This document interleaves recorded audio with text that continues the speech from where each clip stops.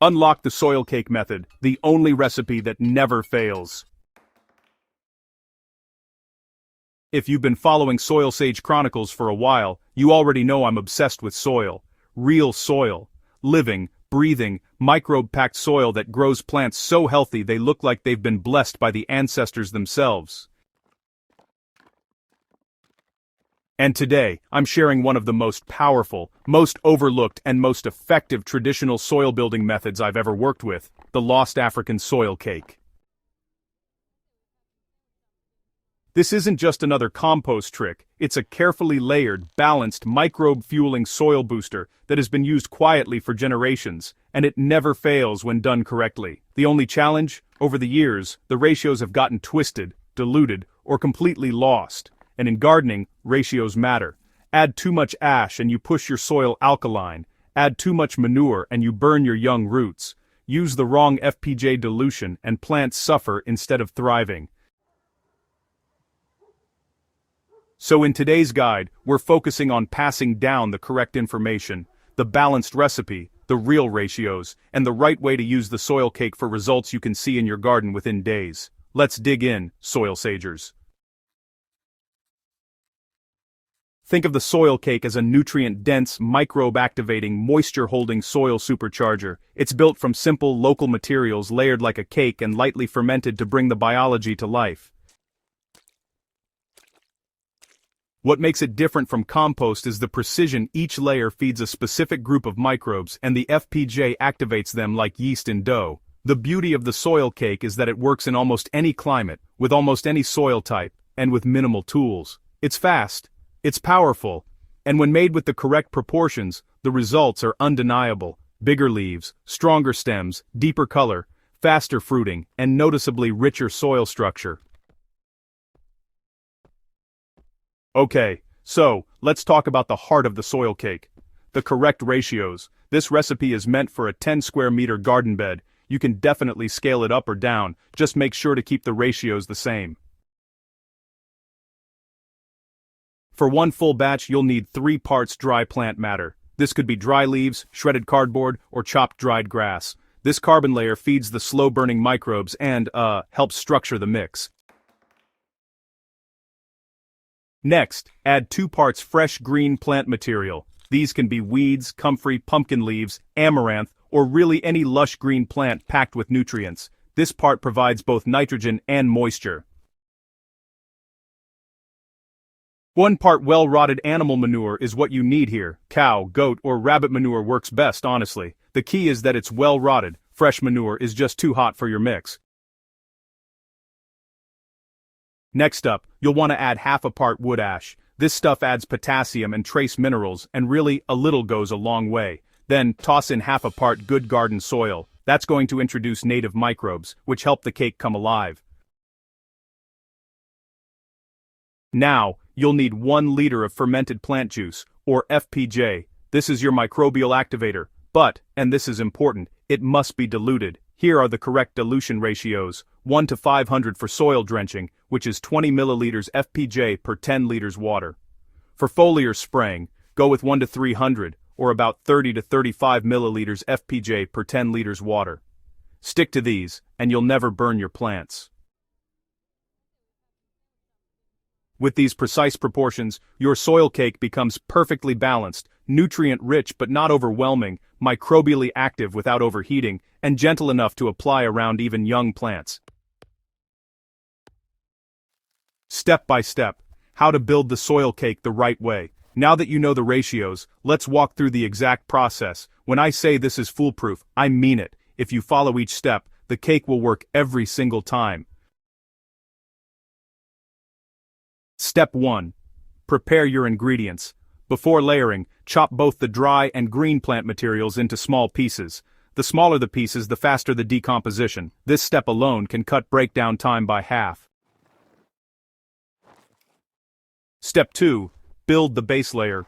Start with your dry matter. Lay it down at about 5 to 7 centimeters thick. This absorbs moisture and, prevents the cake from turning soggy at the bottom. Step 3. Add the green layer. Spread your fresh green material over the dry layer. Aim for a thickness of 3 to 5 centimeters. This provides moisture and honestly, jumpstarts microbial activity. Step 4. Add your manure. Sprinkle the manure evenly. Avoid clumping because clumps create hot pockets that can slow or even damage microbial activity.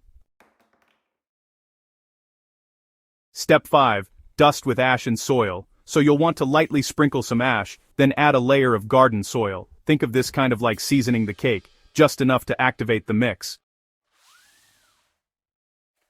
Step 6. Activate with FPJ. Now for the magic. Mix your FPJ with water at a 1 to 500 ratio and lightly moisten the layers. You're aiming for a level of moisture similar to a wrung-out sponge, not wet, just damp. Step 7. Repeat the layers. Keep building the cake: dry matter, green matter, manure, ash, soil, FPJ. Layer until you've used all your ingredients. Step 8. Compress the cake. Gently press the layers together. You're removing large air pockets but not compacting the entire thing into a brick. The microbes still need space to breathe.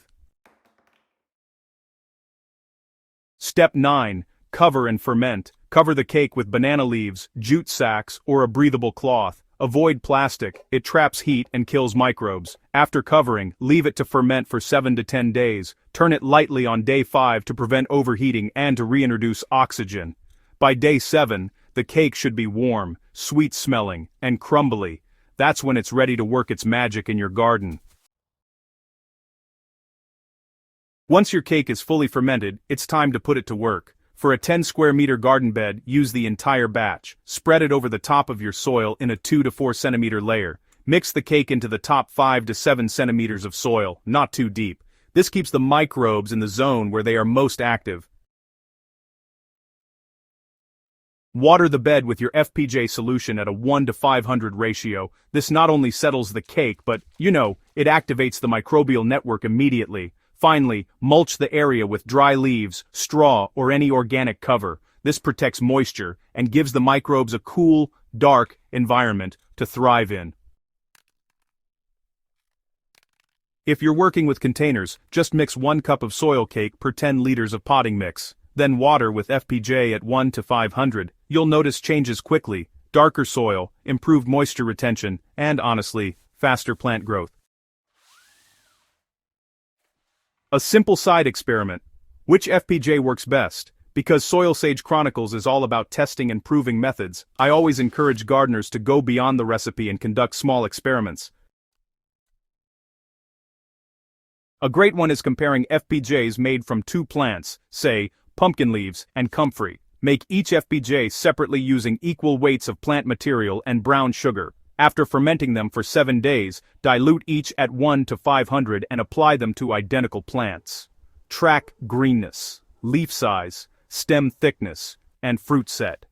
You'll be surprised how dramatically FPJ ingredients change outcomes. Many gardeners find comfrey gives deeper color, while pumpkin leaves boost early growth. This kind of comparison helps you tailor your soil cake activation to your garden's needs. So, the lost African soil cake isn't just a recipe, it's honestly a living tradition. When we take care to preserve it properly, using the right ratios and techniques, we're really honoring generations of earth wisdom, and at the same time, building the healthiest soil possible. Whether you're just starting out and discovering organic gardening for the very first time, or you're an experienced grower looking to refine your soil building strategies, this method is, well, an evergreen tool that'll serve you for years to come. If you found this guide helpful, hey, make sure you subscribe to SoilSage Chronicles and share this article with another gardener. The more we spread correct, reliable information, the stronger our soil and our harvests will become. Let's keep growing smarter, soil sagers.